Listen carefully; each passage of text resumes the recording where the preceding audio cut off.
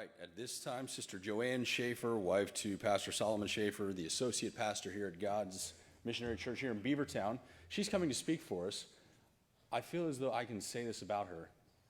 She is the lady that is responsible for my wife. Not responsible, but like she got us together.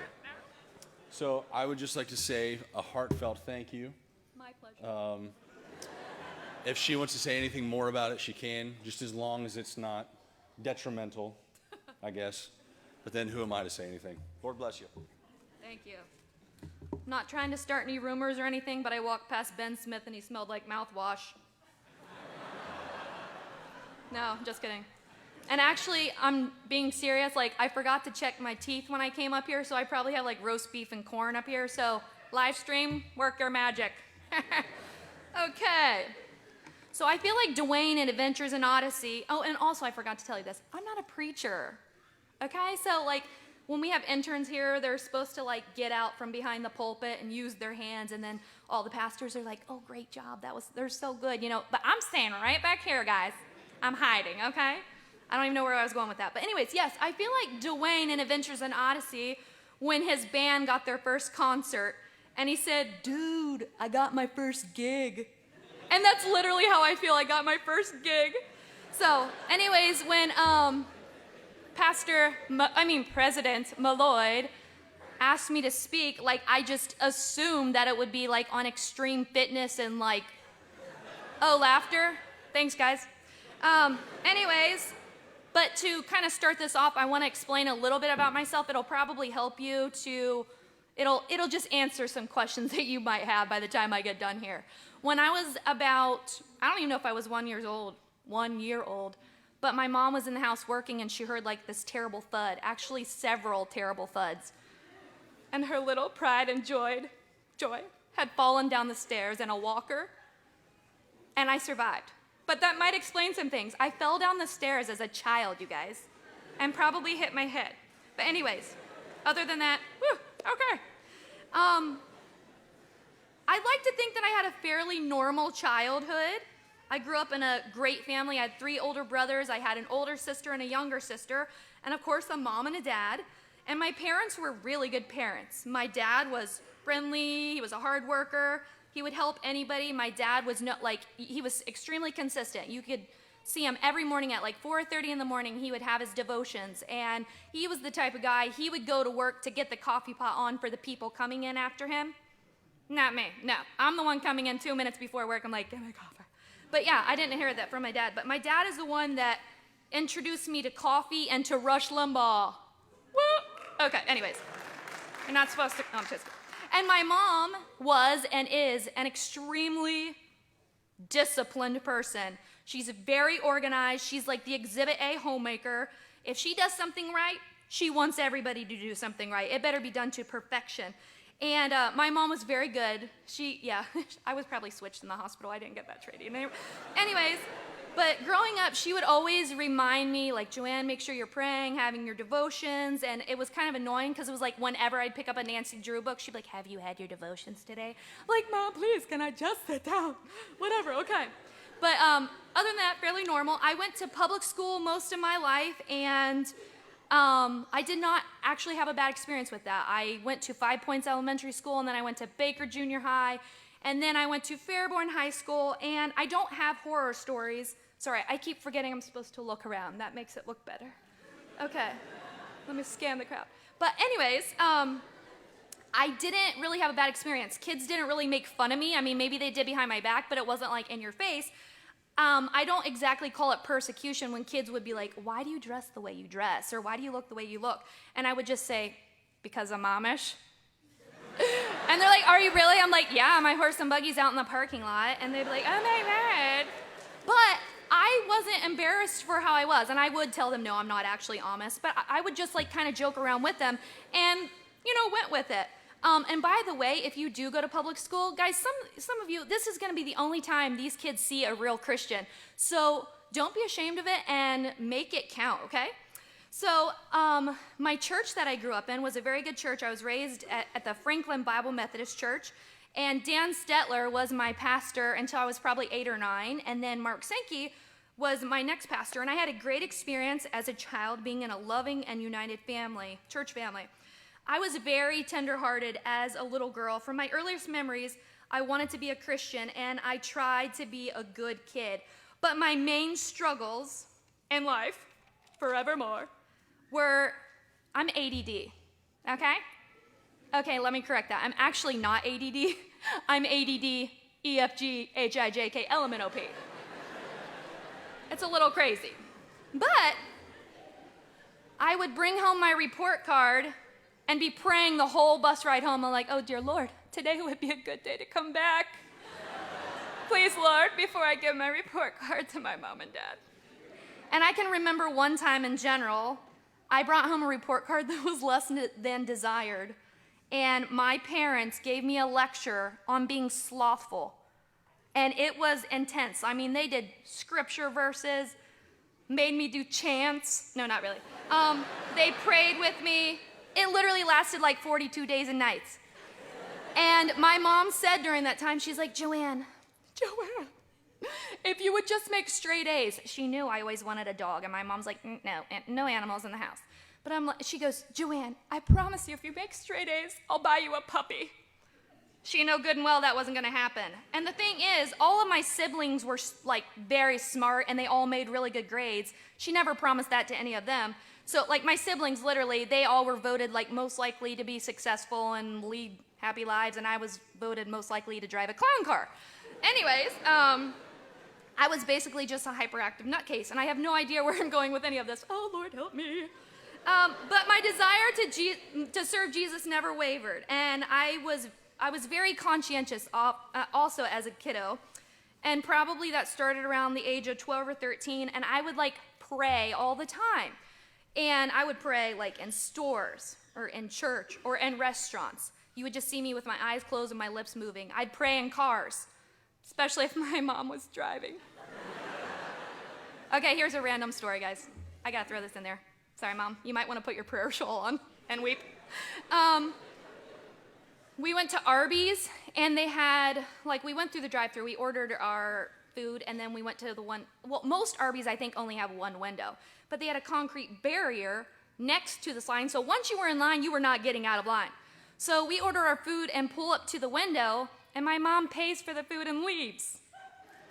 And I was like, Doris? That's not my mom's name, but I just would call her things. I'm like, you didn't get your food. So by this time, I'm like, oh, my word. And she's like, oh. So then she put the car in reverse and backed up to the window. Okay, mind you, we've already drove past once. So she backed up to the window, got the food, and the people were already looking like, okay, whatever. And then she forgot she had it in reverse, and so she backed up past the window. Well, thankfully no one was behind us, but by this time we had already been past the window how many times, but she had to drive past it again to get out of the line. And as we go by, I'm just like, oh, my gentle Joseph mother. So these are why I would pray in cars when she was driving. Anyways, where was I? But my extreme conscientiousness was extremely frustrating because the devil would play games with me. And I can remember, this sounds really crazy, and my mom's probably over there like, I don't even know what she's doing, but I would get to the point where I would pray, and I would feel like for God to hear my prayers, I would have to say like amen 2 times at the end of my prayer or something. It was just like weird, and the devil would just play tricks on me because I wanted to serve the Lord so much that I wanted to do everything perfectly. Like, I just have to follow all these, I just have to be perfect. And it was a very big battle in my life, and I would just be like, oh, Lord, please help me. I don't want to be weird. Ooh, well. Thanks, Lord. I eventually grew out of it, but just by knowing what God's word said, and obviously with some wise counsel from people who probably knew what I was facing or had gone through it themselves. And as a teenager, I never went through a stage of being embarrassed.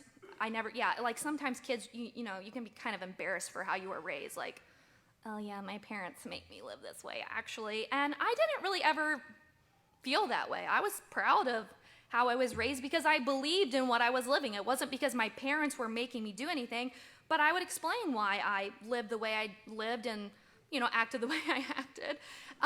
For example, one time in driver's training, I got into the car, and one of the first things the man said to me, he's like, hey, where do you go to church? So I told him, he's like, oh, that's cool, that's nice. Well, you had to be in the car back, I don't know if they still do this, but I had to be in a car with this random stranger, which sounds like a great idea, for like 2 hours as they would drive you around and do all this stuff. And during the course of this drive, he started talking to me about church and maybe about stuff that I believed. And then he was like, so why do you do what you do? What does your church do? So I explained to him, I think that a woman should look modest. I believe, all of these things, and gave him, and he's like, well, that's really great, but I don't think that's necessary, actually. I just think that sounds kind of weird or whatever, but cool if it works for you. But yeah, I definitely don't think it's necessary. And so I looked at him, I was like, just curious. I got into the car. I didn't know you, you didn't know me, but you asked me where I went to church. How did you know I went to church? And he's like, oh, you got me. I was like, yeah, I know. Anyways, that was quite the testimony. Anyways, I don't know where I am, and I'm probably jumping all over the place, but so my last 2 years in high school, my mom decided to homeschool me. She was a drill sergeant. I did 2 years and 6 months. I'm not even kidding you, and it's not because I'm smart. My mom, she would be like, I literally just was like, I'm sorry, I'm so scared. Okay, calm down, Joanne. But anyways, my mom, one day she's like, let's just get this done. Won't you feel so much better if you get this done? She made me do like 9 exams in 9 exams in 1 day. And so anyways, yeah, she was a drill sergeant. I'd like to refer to those 2 years as my military service. So, my mom was strict. My brother Rodney, I almost said may he rest in peace. He is still living, but he's probably listening. But my brother Rodney, he tells crazy stories about growing up, like stuff he did. He like joined the mafia when he was 11 and was like robbing midgets, and I'm over here like, I don't know what family he grew up in, but it was not the same house. My mom was strict. She knew. I literally got in trouble one time for leaving hairspray out on the front porch of my neighbor's house, and I'm like, Rodney, what? Anyways, I was not a rebellious kid, and the worst thing I've ever done in my life was like push the red emergency button on the escalators at IHC in Dayton. Thankfully, that's where my criminal record stopped. I then graduated, thanks to my mom, and went to Bible college for 2 years. Now, keep in mind that I had always felt like I was going to be a missionary or a pastor's wife. How does one go about becoming a pastor's wife? Wear perfume and keep walking past the ministerial department? That's exactly what I did. I'm just kidding, I did not. So, when I met Solomon, it was magical. Fireworks went off, harps were playing, cows were mooing. Actually, none of that happened. He was dating someone else. But he came to his senses and he realized he needed to get to know me better. Actually, his girlfriend broke up with him.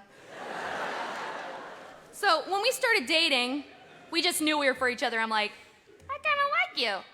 So we dated 3 months and then got engaged. 2 out of 5 stars, I do not recommend, okay? It worked for us, but it was crazy.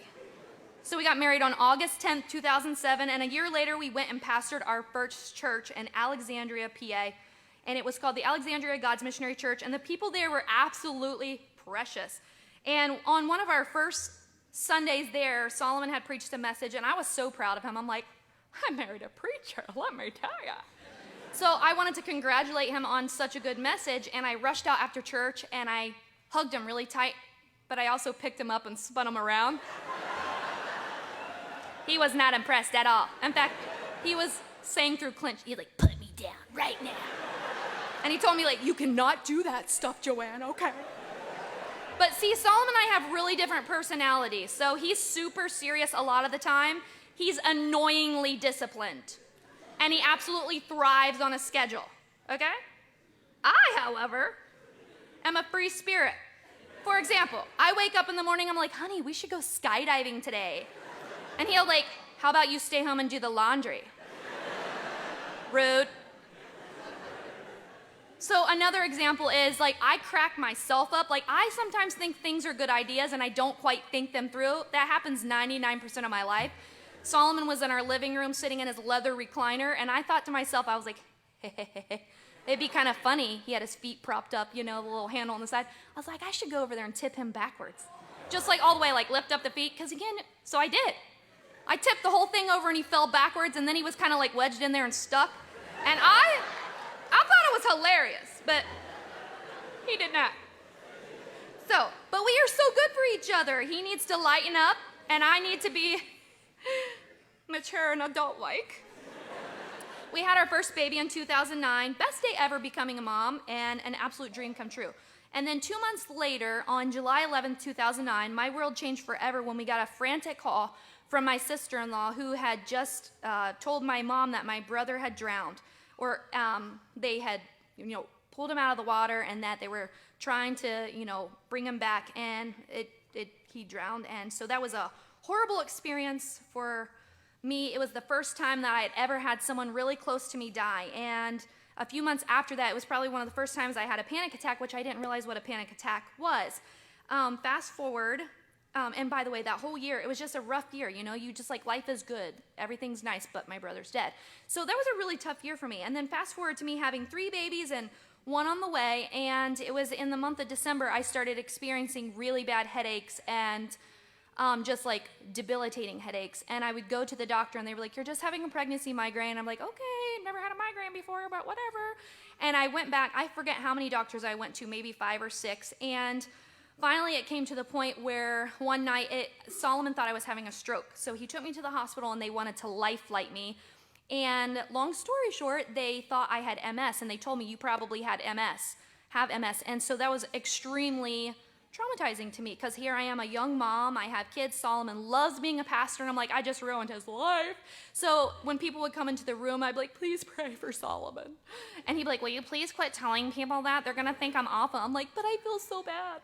Anyways, thankfully it wasn't MS, it was something called ADEM, and it's basically, long story short, if you think about the nerves in your brain, like they have a coating on it, my immune system attacked that, and I couldn't walk, I couldn't talk, I couldn't feed myself, and I could talk, but I couldn't talk. So I would sound like I was a stroke patient. And one time in the hospital, I kept talking, and one of my biggest fears was that I was dying. I'm like, am I dying? And I also didn't want to be by myself. So my mom would spend the night with me in the hospital, because Solomon would go back home with the kiddos.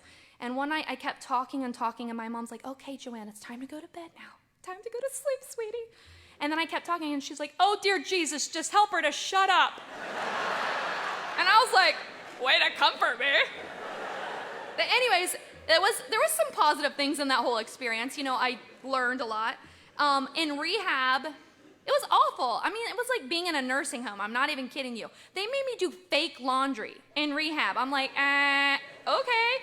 And then also, they would ask me to do math problems do this math problem. I'm like, honey, I can't even do math when I'm in my normal brain, okay? And they're like, count down from 73 to 20. I'm like, okay, I'm gonna be in here a while. Anyways, one night I actually said in rehab, I was feeling sorry for myself, and I was like, is this how my life is gonna be? And I had a roommate. She was this really old roommate, and I was talking to Solomon, and I was crying. I'm like, Solomon, if I have to live like this the rest of my life, I just want to die. And from the other side of the room, the old lady said, me too. And then I started laughing hysterically, and it just, anyways. I gotta hurry. I'm so sorry. I probably have already spoke 93 minutes. Okay. Thankfully, I delivered a beautiful baby girl, Liberty Noel, after that whole incident with Aiden. But I definitely think I had something, not to make light of people who have PTSD, but I pretty much think I have it, because I was always worried, oh no, this is gonna happen again. And then on January 10th, I believe it was, in 2018, my dad died of a massive heart attack. And anyway, so that was obviously quite shocking, and that rocked our world, and it changes the family dynamic when you have a parent that dies. And then in 2020, obviously the world went crazy, okay? Solomon and I both had COVID 2 times, and COVID triggered something in my neurological system, and I started having really bad anxiety and feeling like I was going to die. And for 2 years, it has been going on, or had been going on. Some days are better than others. But normal situations were almost impossible for me. I would cry and tell Solomon that I was feeling like I was going to die, and he'd be super supportive of me, and it's going to be okay, Joanne. now go run the sweeper. No, actually, he was pretty good. And then fast forward to last April, my mother-in-law died unexpectedly in her sleep, and so obviously we were shocked and our world was rocked again. So my point in telling you some of these incidents and moments in my life is that God is good and he does not fail. And life can be extremely fun and exciting, but life can have its moments of pain and extreme sadness too. With a personality like mine, people always assume that, oh, you just must be happy all the time, or life must just be so wonderful for you all the time. I am chatty, I am happy most of the time, but I'm not always. My life isn't perfect, and I'm not always chatty, but most of the time I am. Actually, people would tell me growing up all the time, like, oh my word, you talk so much. So in my mind, I'm like, that's it. I am so tired of people saying you talk so much. So I was like determined, I'm not talking anymore. I'm just gonna be quiet, meek Joanne. I promise you this is the truth. I was in school, and by second period, I was physically ill. I was like, I'm gonna die if I don't talk. So it's actually, I have to, it's a physical thing, I have to talk. So, anyways, and with my personality, I'm completely different from my family, okay? So, let me tell you a little bit about my family real quick. I have my older two brothers. My brother Rodney has his doctorate, and my brother Robert, wave your hand, Rob. Okay, he won't do it. He's working on his doctorate right now, and he's like an expertise in mental health. That comes in handy, trust me. My sister Suzanne has her bachelor's in nursing, and my sister Amy, she is currently working on her master's in nursing, and so people will be like, so Sister Loper, what does your daughter Joanne do? I drive a school bus. And I started out in a short one. Anyways, it's getting bigger though. So actually, they're all gonna get to sign their name like Dr. Loper or all this stuff. I'm like, I'm Joanne Shaffer, CDL. Anyways, people have probably thought I have been mental, I am, but I'm always going to be. Because I kid you not, I was at a doctor's appointment recently, and I was looking at their health magazines. They never have anything good in those it was like literally about how to lower your cholesterol or something. I'm like, I have nothing else to do, okay? So I opened it up, and it was like, how to help your mental health. And it talked about bird watching. And I was like, I'm pretty sure I'm gonna be mental if that's what it takes for me. No, I'm not gonna be doing no bird watching, okay? But my personality is be who you are. Let God bring out your personality for his good. And I have stumbled many times as a Christian, but my theme, my motto is keep going, don't stop, pick yourself up. You just keep trying. If you mess up, pick yourself up, keep going, and the Lord will be faithful to you. So through everything in my life, me being tenderhearted, being extremely conscientious, me being a clown in school, or marrying a preacher, having babies, deaths, all of these things, God has been good. And one of my favorite songs, I don't know the title of it, but it talks about all my life God has been faithful. All my life he has been so, so good. And young people, I want you to cling to the hope of Jesus. He can save you and he can keep you. And one of my favorite scriptures is Jude 1:24. Now unto him that is able to keep you from falling and to present you faultless before the presence of his glory with exceeding joy. And God's word is true. He can keep you from falling, and he can present you faultless before his throne. So, in closing, I just want to share a little personal story pertaining to Christina Malloyd because she wanted me to talk about her. Just kidding. One time, Christina, Marie Plank, and I were up front singing, and Christina, I guess her heart started racing or something. She thought she was going to pass out. And so she literally left us on the platform in the middle of a song. And I'm like, yodelay-hee-hoo. So she left, and I'm like, what just happened? Someone asked me later, like, why did she leave? I was like, oh, she was just mad that she didn't get a solo. But actually, she really genuinely felt sick, so she had to leave. But forever, I made fun of her for that. I'm like, yeah, leave the platform. Make us look stupid. So I would just, give her a hard time about it all the time until this last August. Solomon and I were the song evangelists at Penview. Anybody at Penview know what happened? I thought I was passing out on the platform, and Solomon gave this beautiful introduction. He's like, and whatever, gave this introduction, and then I was like, I'm sorry, I'm gonna have to leave the platform. I think I'm gonna pass out. And I literally left the platform. So apparently, if I make fun of Christina about something, it happens to me. So I would like to take this moment to make fun of how skinny she is. Guys, let me tell you something. I'm gonna be a new woman at IHC. Live for Jesus, guys. God bless.